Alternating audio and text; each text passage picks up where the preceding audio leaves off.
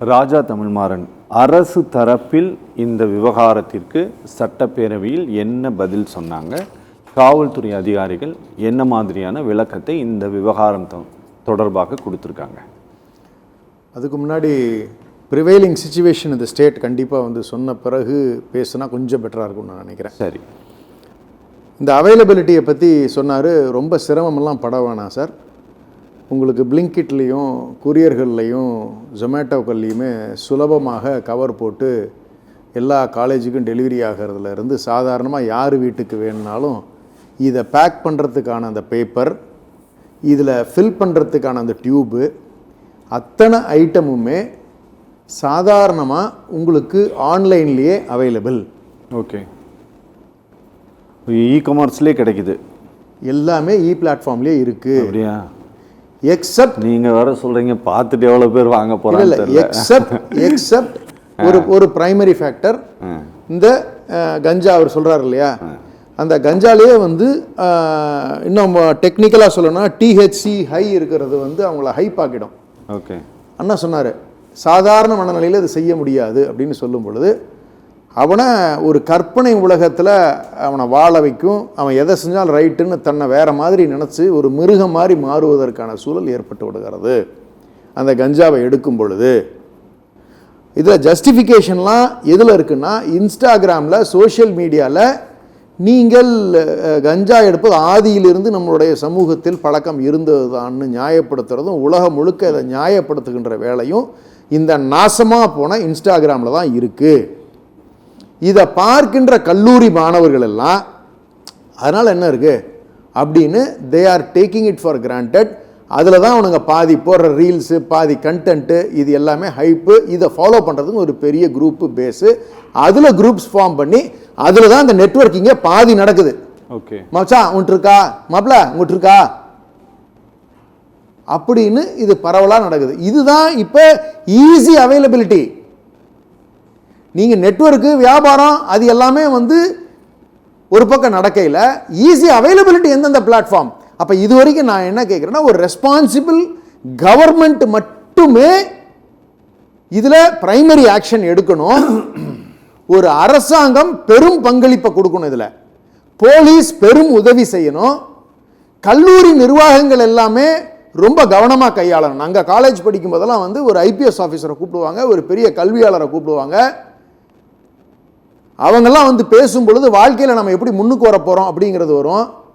இப்போ என்னடானா social media influencer செலிபிரிட்டியை கூப்பிட்டு வச்சு, ஒரு இன்ஸ்டாகிராமில் ஒரு ஹைப் இருக்கிற ஒரு ஆள் ஒரு சினிமா நடிகரை கூப்பிட்டு வச்சு பாட்டு டான்ஸு அப்படின்னு ஒரு காலேஜ் போகுதுன்னா, அந்த காலேஜ் கல்வியை பற்றி சிந்திக்கலை, அந்த குழந்தைகளோட எதிர்காலத்தை பற்றி சிந்திக்கலை.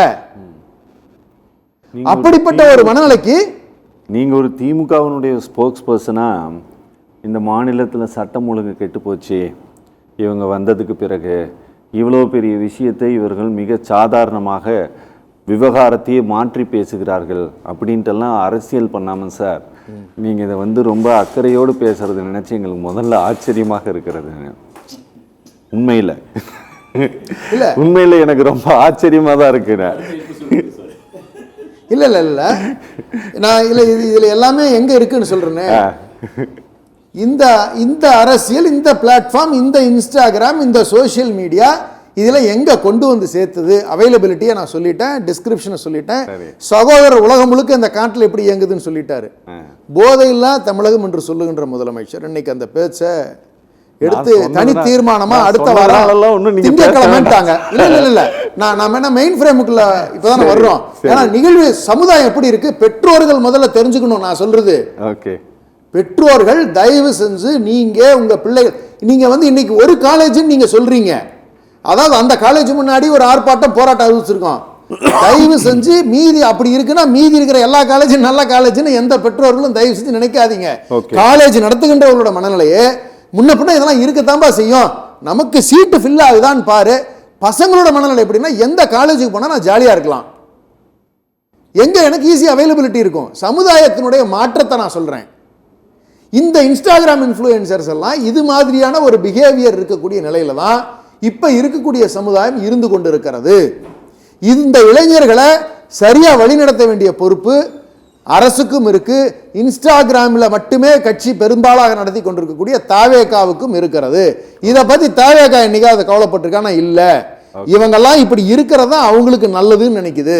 Okay okay okay. இதான் நிதர்சனம். இது பாருங்களேன், எங்களுடைய எதிர்க்கட்சியினுடைய தலைவர் அவர்கள் பேசுகிறார்.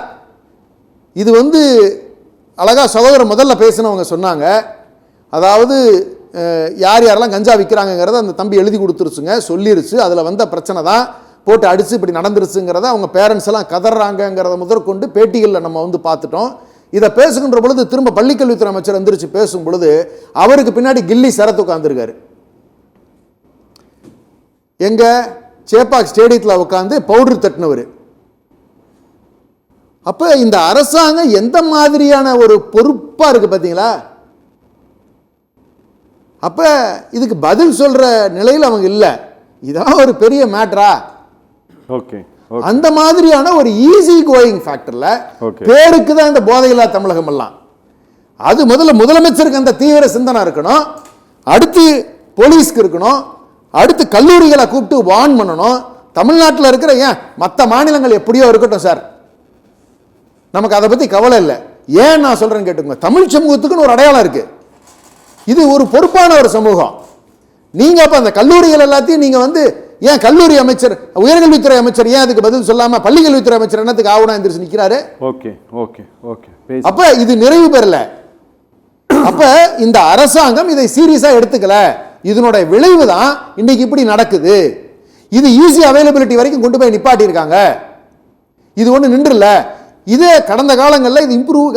நீங்க நினைச்சுக்காதீங்க சிட்டியில மட்டும் தான் அப்படி இருக்குன்னு, ரூரல்ல இருக்கிற காலேஜஸ்லயும் இருக்கு. ஓகே. பெற்றோர்கள்ட்ட நான் ரெக்வஸ்ட் பண்ணி கேட்கறது, எந்த காலேஜா இருந்தாலும் சரி ஒரு பேரண்ட் கமிட்டி போடுங்க, அந்த ஏரியாவில் அவைலபிலிட்டி என்ன இருக்குன்னு சேருங்க. ஏன்னா சோசியல் ரெஸ்பான்சிபிலிட்டி பெற்றோர்களுக்கும் சேர்த்து இருக்கிறது. ஓகே.